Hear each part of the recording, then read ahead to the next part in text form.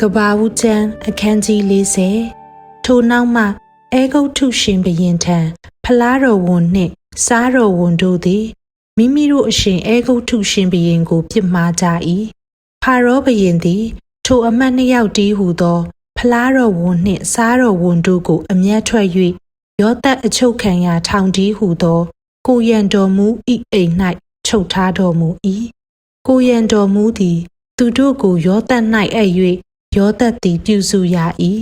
သူတို့လည်းအင်တန်ကာလအချုပ်ခံလျက်နေရကြ၏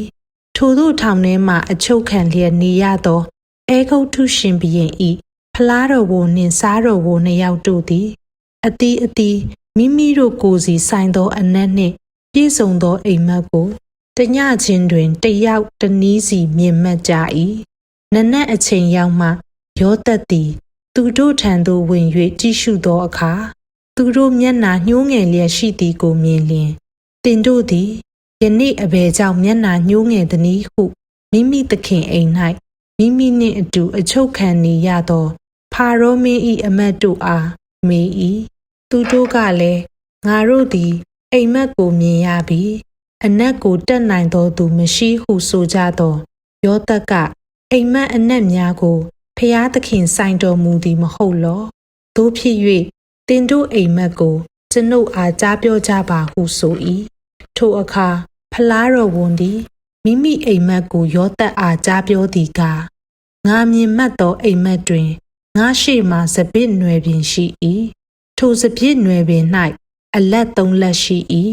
ထိုအလက်တို့၌ပန်းငုံကဲ့သို့ရှိ၏အပွင့်လည်းပွင့်၏အသီးပြုတ်တို့လည်းမှဲ့သောစပစ်သည်ဖြစ်လေ၏ဖာရောမင်း၏ဖလားတော်ကိုငါကင်လျက်ထိုစပစ်သည်ကိုယူ၍ဖလားတော်၌ညှစ်ပြီးမှလက်တော်တွင်ဆက်သည်ဟုပြောဆို၏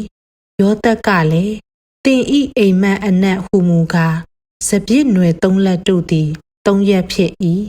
3ရက်လွန်မှဖာရောမင်းသည်တင်ဤဦးခေါင်းကိုချီးမြှောက်၍တင်ဤအရာကိုပြန်ပေးတော်မူသည်ဖြင့်တင်သည်အထက်ကဖလားတော်ဝန်ဖြစ်၍ပြုဖူးသည်နီးတူ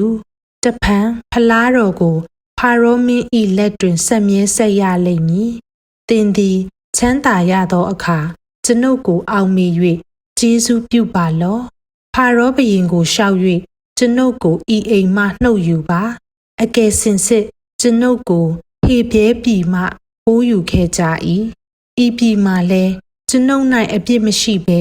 ထောင်ထဲမှလှောင်ထားကြသည်ဟုဆိုလေ၏ထိုအိမ်မက်အနက်ကောင်းသည်ကိုစားတော်ဝန်သိမြင်လျင်ငါသည်လည်းဖြူသောတောင်း3လုံးကိုကိုယ်တိုင်ရွက်နေသည်ကိုမြင်မှတ်၏အပေါ်တောင်းတွင်ဖာရောမင်းစားတော်ခေါ်ဖို့ချက်ပြီးသောခဲပွဲစားပွဲအမျိုးမျိုးရှိ၍ငှက်တို့သည်လည်းငါရွက်သောတောင်းတဲကနှုတ်၍စားကြသည်ဟု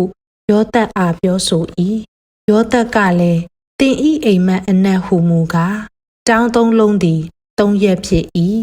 3ရက်လွန်မှဖာရောမင်းသည်တင်ဤဦးခေါင်းကိုနှင့်ခွာမြောက်လျက်တစ်ပင်၌ဆွဲထားတော်မူ၍ငှက်တို့သည်တင်ဤအသားကိုနှုတ်၍စားကြလိမ့်မည်ဟုပြန်ပြော၏ထိုနောက်3ရက်လွန်သောအခါဖာရောမင်းဖွာသောနေ့ရက်၌နှစ်စဉ်ပွဲကိုခံ၍ကျွန်တော်မျိုးအပေါင်းတို့ကိုကျွေးမွေးတော်မူစဉ်တွင်ဖလားတော်ဝန်ဤဦးခေါင်းနှင့်စားတော်ဝန်ဤဦးခေါင်းကိုကျွန်တော်မျိုးတို့တွင်ဖော်တော်မူ၍အိမ်မက်အနက်ကိုယောသပ်ဖတ်သည့်အတိုင်းဖလားတော်ဝန်ကိုအထက်အရာ၌တဖန်ခန့်ထားတော်မူသဖြင့်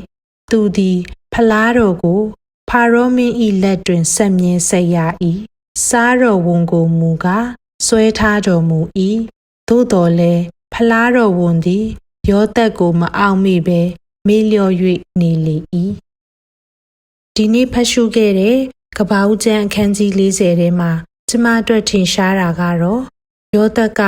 ထောင်ထဲမှာဖာရောမင်းရဲ့အရာရှိ2ဦးဖြစ်တဲ့သူတို့ရဲ့အိမ်မက်တွေကိုအဓိပ္ပာယ်ဖော်ပြခဲ့ပြီးတာပဲဖြစ်ပါတယ်ဒီခန်းကနေဖျားသခင်က